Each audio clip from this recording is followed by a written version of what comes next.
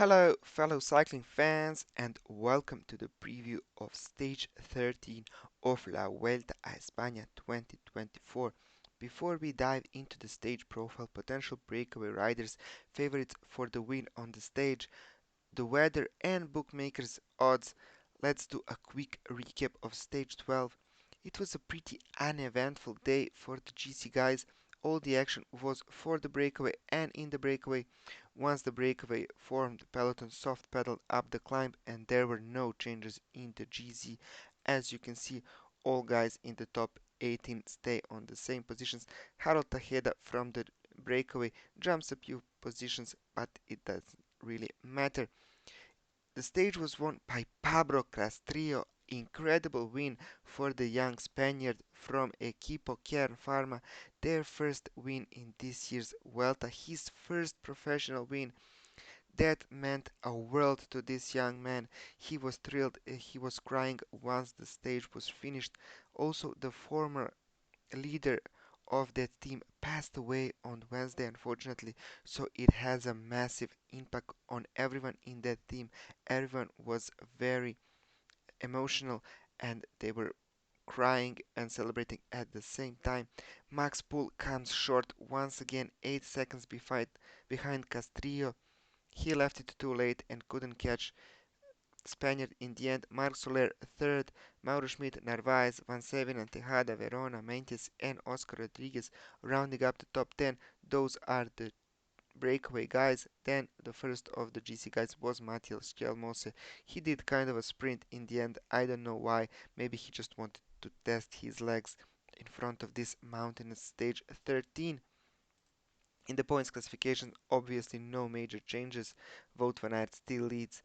In KOM also not a lot of changes. Adam Yates and Wout van Aert are still tied at 22. Marc Soler and Castrillo jump up the rankings, but I don't think that they will go for the polka dot jersey. Maybe Castrillo can try, but it will be mighty hard as we have a lot of hard stages coming in the third week, but also in the last 3 days of week 2. So in the yacht classification, Rodriguez still leads narrowly in front of Lipovic and Schjelmose, and thanks to Marc Soler being in the breakaway, Team UAE Emirates continue to build their lead. All Red Bull Bora, I think they are maybe the only team that really cares about this classification, and I think that they will win it in the end. So stage 13 is 175.6 kilometers long stage from city of Lugo to the mountaintop finish at Puerto de Ancares. This is a really hard climb, but let's just talk about the first half of the stage now. We have two climbs, Alto Campo de Arbre and Alto O Portelo. I think that we will have a big battle for the breakaway on those climbs. If the breakaway doesn't go on the first one, then I think on the second one for sure. Then a long valley to the town of Ponferrada, as we can see here on the map, going from Lugo all the way to Ponferrada, kind of going southeast, and then it's a U-turn in Ponferrada, and it's north from there to Puerto de Ancares. Before the Ancares climb, we have another second category climb, Puerto de Lumeras. We also have some bonus seconds there, so it will be interesting to see will someone in the peloton try to chase the breakaway for those bonus seconds and for the win in this kind of stage, because Puerto de Ancares is a mighty hard climb. As you can see here, it is 7.5 kilometers long at 9.3%, but it has a couple of kilometers with more than 12% average. Then just a bit shallower but still very hard, 10.2, and the final 2 kilometers are 13 and 14.5. So this is a brutal climb. No hiding here. The GC action will be fireworks.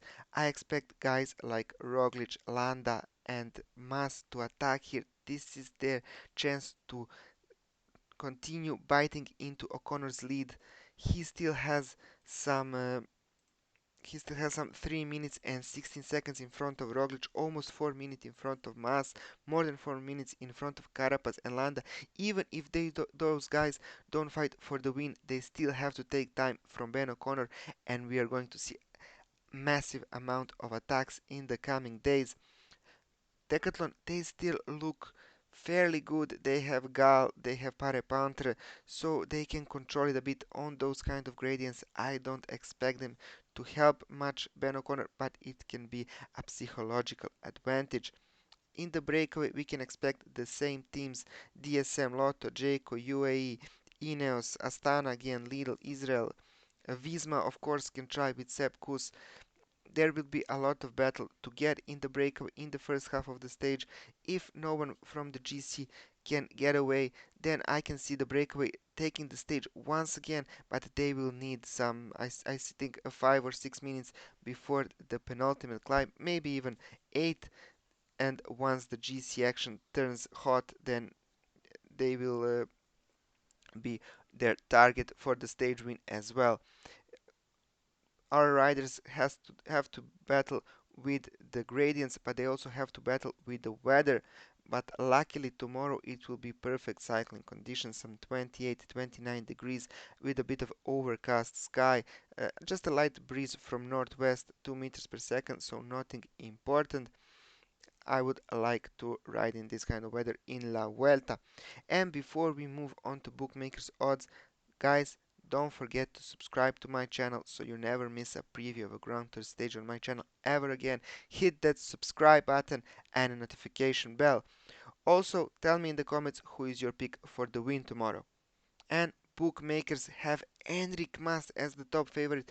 I think that this is probably the first stage in this year's Vuelta where he is the top favorite in front of Primož Roglic and Landa. So I think that bookmakers think that this will be a GC stage, that they will battle it out, and I think so as well.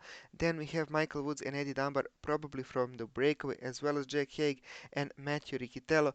Then Matthias Kelmose, Ricard Carapaz, Max Poole. I can see all those guys maybe even trying to go for the breakaway, but my pick for the win on tomorrow's stage is going to be a Spaniard, but not Enric Mas. I'm going with Mikel Landa. Landa is free, Landissimo rises and wins the stage 13 of La Vuelta a España 2024. Thank you all for watching. Like this video if you like my comments about races. Don't forget to subscribe. Have a great day. I hope to see you tomorrow for the preview of another mountain stage 14. Bye!